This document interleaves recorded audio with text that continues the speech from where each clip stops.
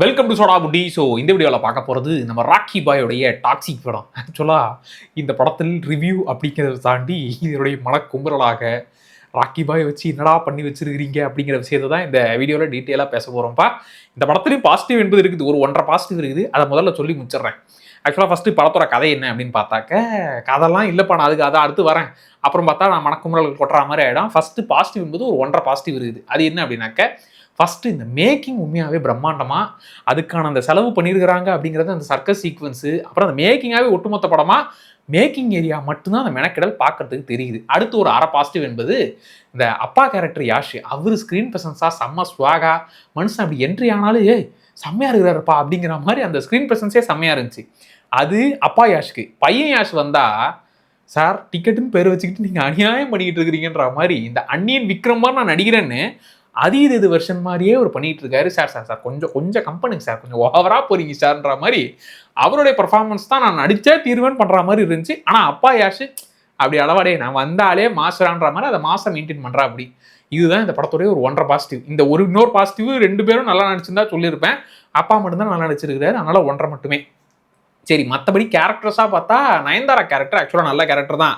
ஆனால் அதில் என்ன பிரச்சனைனா, அவங்க பேசாமல் அந்த கேரக்டரை பற்றி மற்றவங்க பேசும்போது நல்ல கேரக்டரு, அவங்க டைலாக்ஸாக பேச ஆரம்பிச்சாதான் இந்த கேஜிஎஃப் வாடை ஹெவியாக அடிக்கும்.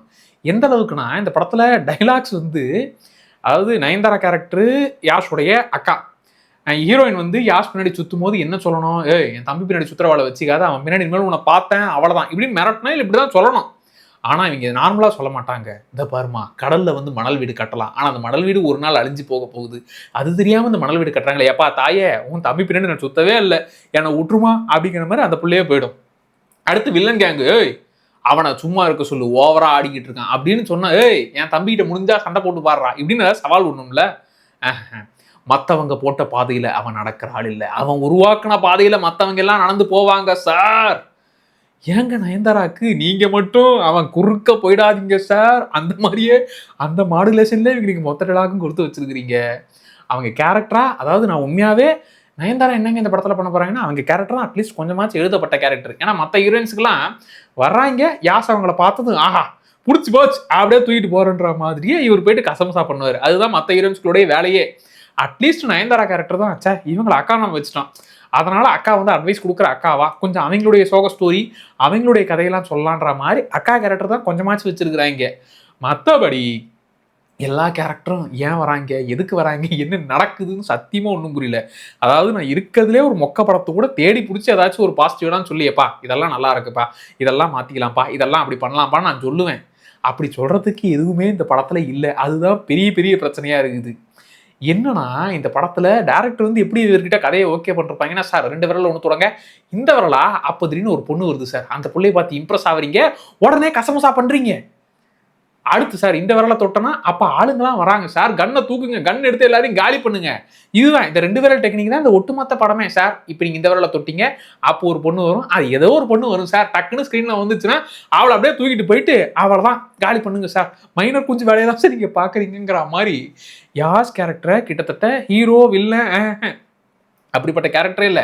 இந்த அருந்ததியில் இந்த பசுபதி கேரக்டர் வரும் தெரியுமா, எல்லா பொண்ணுங்களை பார்த்தாலே அப்படியே வெறி பிடிச்சி தூக்கிட்டு போவானே அந்த கேரக்டராகவும், அதுக்கப்புறம் இந்த தெனாவட்டில் நாசப்பட்டு நீ ஆசைப்பட்டா இஷ்டம், நாசப்பட்டு நீ ஆசைப்படலைன்னா உனக்கு கஷ்டம், அந்த கேரக்டர் மாதிரியும் சிறுத்தையில் ஒரு கேரக்டர் வந்து தெரியுமா, அப்படியே தூக்கிட்டு போயிடுவாரு ஒய்ஃபை, அந்த கேரக்டர் மாதிரி தான்டா யாசை டிசைன் பண்ணிருக்கிறீங்க. இப்போ இந்த படத்தை எடுத்தது ஒரு பெண் டைரக்டர், இதுவே ஒரு ஆண் டைரக்டர் மட்டும் இந்த படத்தை கை வச்சிருக்கணும். இதுக்கப்புறம் அவன் படமே எடுக்காத அளவுக்கு போட்டு போடான்னு பொடந்திருப்பாங்க. ஆனால் ஒரு பெண் டைரக்டர் இருந்தாலும் படம் நல்லா இல்லைங்க, படம் மொக்கங்க, படம் பெருசா இல்லைங்கன்னு படத்தை மட்டும் அடிக்கிறாங்க, டேரக்டர் பெருசா அடிக்கிறது இல்லை. என்னடா இது ஓர வஞ்சனை. இதுவே சந்தீப் பாங்கா ரெட்டி மட்டும் கையை வச்சிருந்தான்னா இதுக்கப்புறம் அவன் ஷூட்டிங் ஸ்பாட்டுக்கே போக முடியாத அளவுக்கு போட்டு அடிச்சிருப்பீங்கல்ல, அதே தானே இவங்களுக்கும் பண்ணணும். ஆக்சுவலாக இப்போ இவங்க ஒரு பெண் கேரக்டர் என்பதனால ஒரு பெண் கேரக்டரை எப்படி எழுதணும், பெண்ணுனா போல்டான கேரக்டர்ப்பா, அவங்க வந்தாலே மாசுப்பா, அவங்க தான்ப்பா சீனியே தாங்குறாங்க, அவங்கள தான் நம்ம யாஸ் தாங்கிட்டு தூக்கிட்டு போயிட்டு கசமுசா பண்றாரு. இன்னும் சொல்ல போனா இதுல யாஸோடைய கேரக்டர் எப்படி டிசைன் பண்ணிருப்பாங்கன்னா, நம்ம பார்த்திபன் கேரக்டர் நானும் அப்படிதான், டேய் அவன் மேல வண்டியை ஏத்து, அந்த பொண்ணை தூக்கி வண்டியில ஏத்து, இதை தாண்டா இந்த படத்துல பண்ணுவாரு.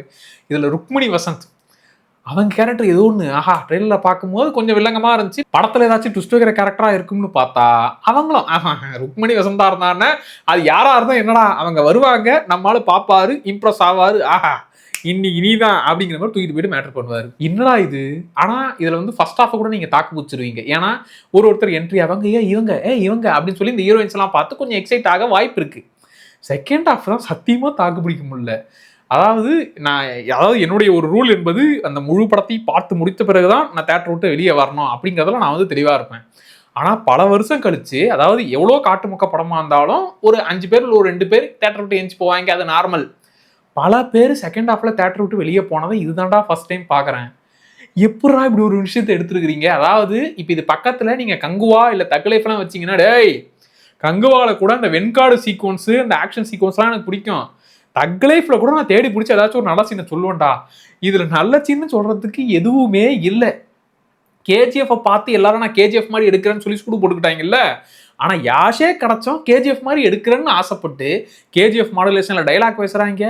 இவங்க என்ன நினைச்சுக்கிட்டாங்க, இதை பாருங்களேன், கேஜிஎஃப் ஹிட்டுக்கு யாஷ் காரணம்னு பிரசாந்த் நீல் உருவாக்குன ராக்கி பாய்ங்கிற கேரக்டர், அந்த ராக்கி பாய்க்கு தான் அங்க வேல்யூ.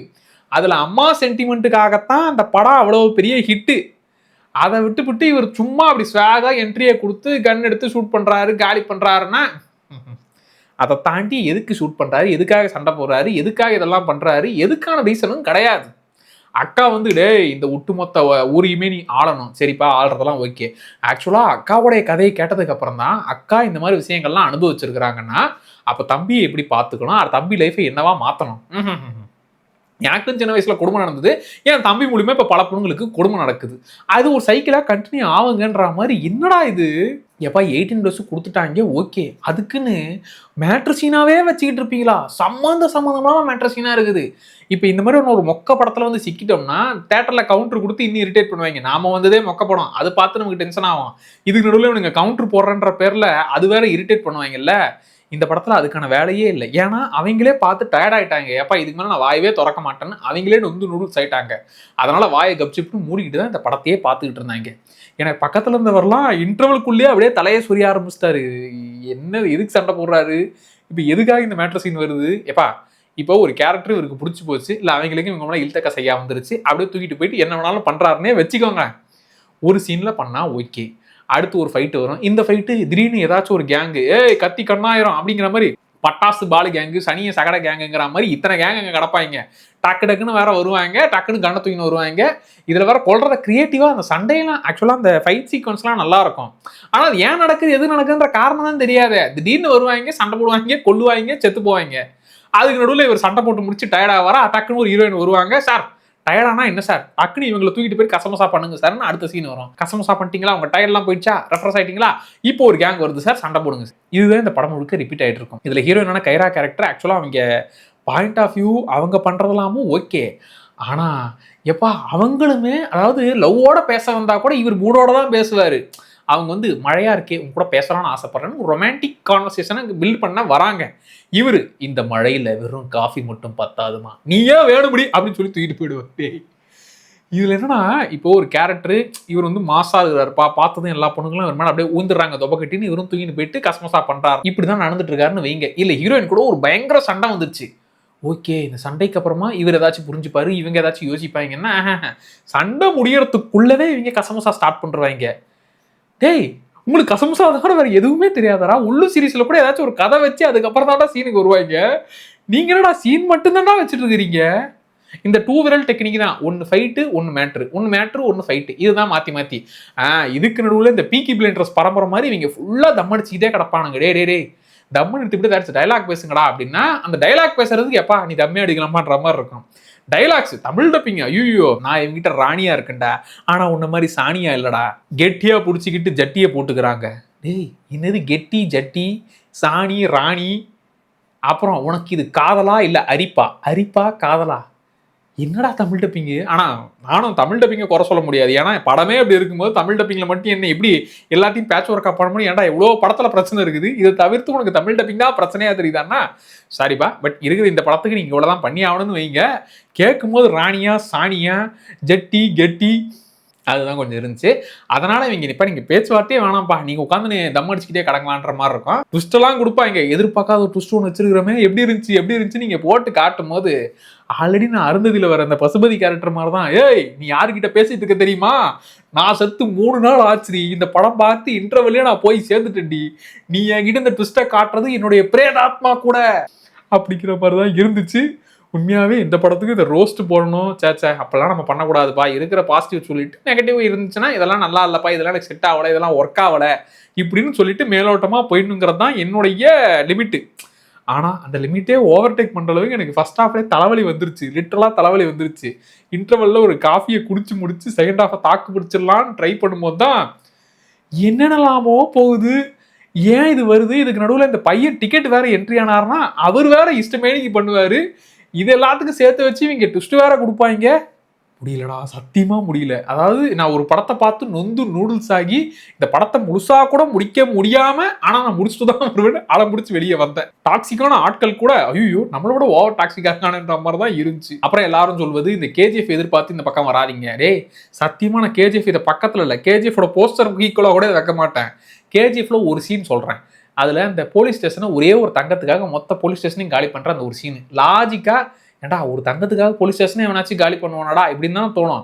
ஆனா அந்த ஒரு சீன் கொடுக்குற அந்த பெரியப்பா அந்த ஒரு சீன் ஒட்டுமொத்த சீன் கொடுக்குற அந்த ஒரு எஃபெக்டை இந்த ஒட்டுமொத்த படத்துல ஏதாச்சும் ஒரு இடத்துல இல்ல இந்த ஒட்டுமொத்த படத்தையும் நீங்க பக்கத்துல வச்சா அந்த ஒரு சீனுக்கு கூட ஈக்குவல்லடா. நீங்க கேஜிஎஃப் படத்து கூட இல்ல. கேஜிஎஃப்ல இருக்கிற ஒரு மொமெண்ட் கூட இந்த ஒட்டுமொத்த படத்துலயும் ஒண்ணுமே இல்லை. ஸோ இதனுடைய ரேண்டாக உளறலாக மனக்குமுறலாக கொட்டி தீக்கணும்னு தோணுச்சு. ஏன்னா அந்த படம் பார்த்து தலைவலி தான் வந்துச்சு. அதைத்தான் அப்படியே தெரியப்படுத்துன்றதுனால இந்த வீடியோப்பா. ஸோ எத்தனை பேர் இந்த படம் பார்த்து முடிச்சிட்டீங்க? எப்பா இதை மீறி நான் யாருக்குமே பிடிக்காதுன்னு சொல்லலை. மேபி இதையும் பிடிச்சி என்ஜாய் பண்ணுறவங்க இருக்கலாம். அப்படி ஒருவேளை பிடிச்சி அவங்க உயிர் பழச்சி தேட்டர்லேருந்து வெளியே வந்தாங்கன்னா அவங்களுமே எனக்கு கமெண்ட்ல தெரியப்படுத்துங்க. இந்த படம் பார்த்தவங்க உங்களுக்கு எப்படி இருந்துச்சு? உங்களுடைய மனக்குமுறல்கள் என்ன அப்படிங்கிறத மறக்காம கமெண்ட்ல தெரியப்படுத்துங்க. அப்படி சோடா அப்படி சேனலை சப்ஸ்கிரைப் பண்ணிக்கோங்க. Tata by.